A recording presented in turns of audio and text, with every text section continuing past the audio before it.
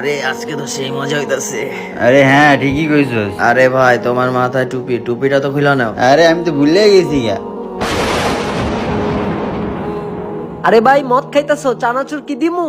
আরে বাহ, চানাচুর হলে তার মজা হয়েছে বুঝলি।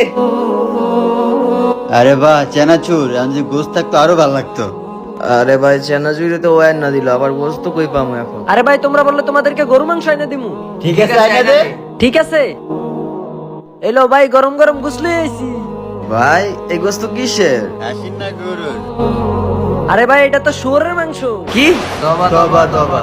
আরে এখন তবা তবা কেন, খাও না। কি খামু? তুমি জানো না এটা আমাদের ইসলামে হারাম? এটা কি হালাল? নিঃসন্দেহে ইসলামের মধ্যে শুয়োরের মাংস হারাম। আর তোমরা যে এখন বসে বসে খাইতেছিলে, এটা কি হালাল?